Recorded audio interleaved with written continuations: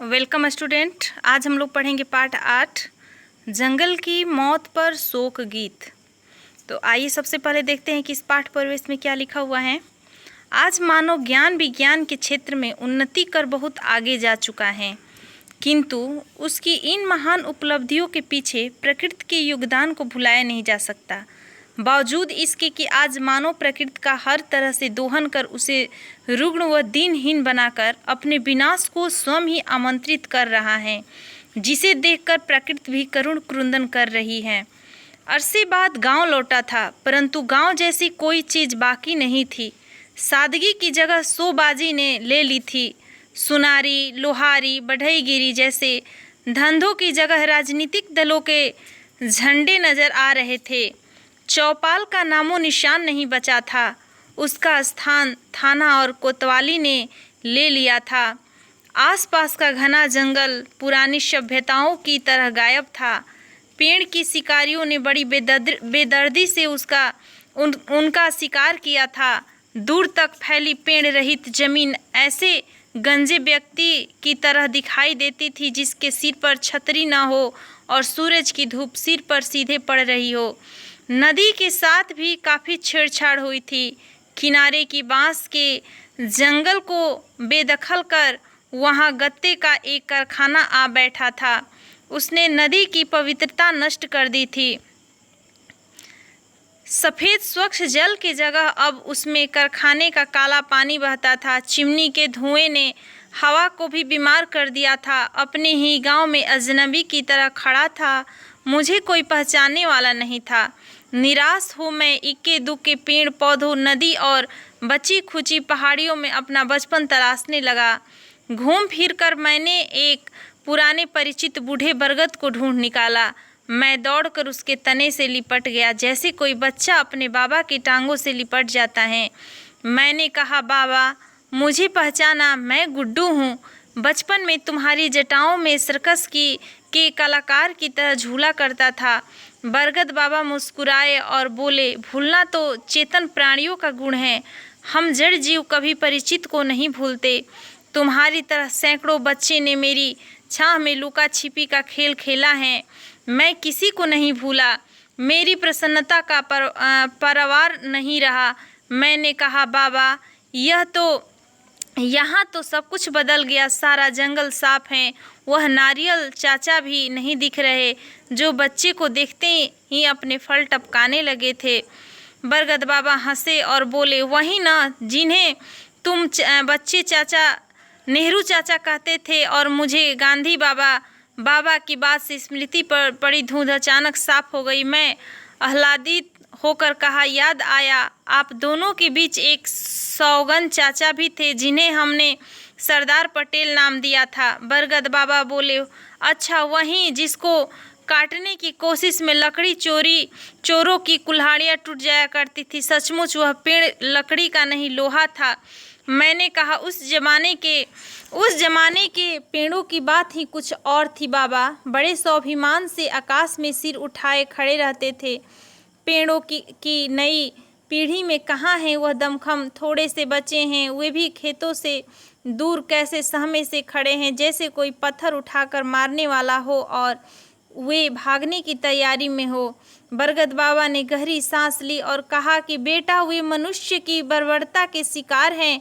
आदमी को देखते ही सहम जाते हैं, डरते हैं कि कहीं काट न डाले जाएं। आदमी ने शायद निश्चय कर लिया है कि वह पृथ्वी से पेड़ों की नस्ल नष्ट करके ही रहेगा।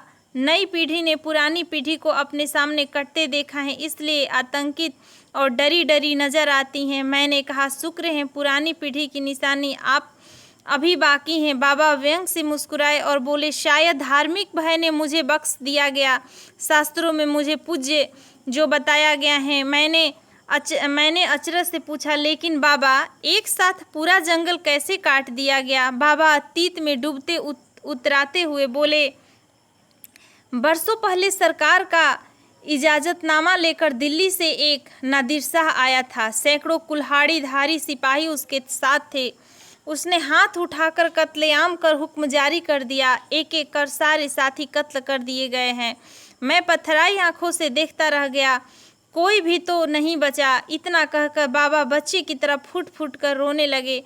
मेरी आंखें भी गीली हो गई। बाबा पूरी एक पीढ़ी के नष्ट होने के शोक में डूब गए थे। मैंने सांत्वना देने की कोशिश की पर वह निरर्थक थी। अतः परिणाम कर मुझे आगे बढ़ना पड़ा। दूर जाने पर कुछ पहाड़ियाँ दिखाई दी। मैंने उनसे पूछा, यहाँ तो ऊंचे पहाड़ हुआ करते थे, वे कहाँ अदृश्य हो गए? उनमें से एक पहाड़ी बोली, हम ही हैं वे पहाड़। आदमी ने ऑपरेशन कर हमारा रूप बदल दिया है, अब हम पहाड़ियाँ हैं। बात मेरी समझ में नहीं आई। मैंने कहा, मेरा मजाक मत उड़ाओ, मैं इसी गांव का हूँ। एक सयानी सी पहाड़ी बोली, तुम भोले गुरु जी के लड़के हो ना, अब तो बाल बच्चेदार हो गए होंगे। मैं खुशी से उछल पड़ा, तुमने मुझे कैसे पहचान लिया?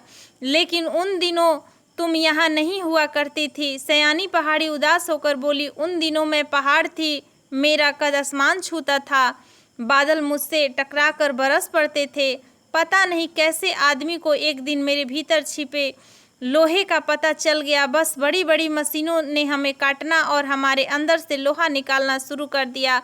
अब हम सब पहाड़ से पहाड़ी बना दिए गए। अब तक हमारा किस्त दर किस्त काटना जारी है।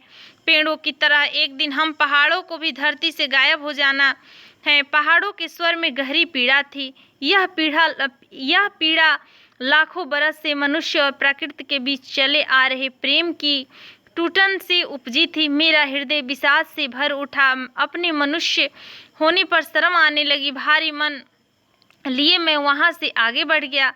थकान महसूस होने पर मैं एक खेत की मोड़ पर बैठ गया। अचानक कहीं से आवाज आई, कैसे हो गुड्डू भैया? मैंने चकित होकर चारों तरफ देखा, कोई नहीं था। एक हंसी फूटी और आवाज आई, मैं भूत नहीं खेत बोल रहा हूँ, मुझे भूल गए क्या? मैंने आश्चर्य से पूछा, तुम मुझे कैसे जानते हो? खेत खिलखिलाया। उस समय तुम 8-10 बरस के रहे होंगे।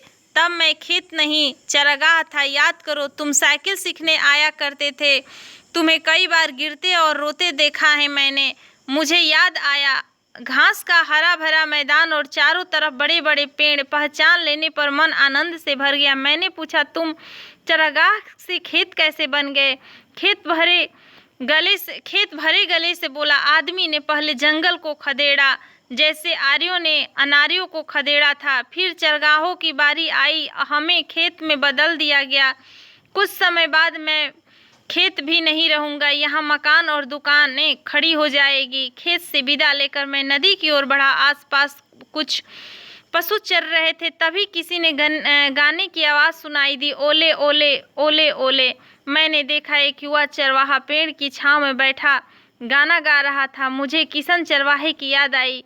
हम कुछ दोस्त उसकी बांसुरी सुनने आया करते थे। वह बजाता भी खूब था। पूरा जंगल सुर उसके जादू में बह जाता था।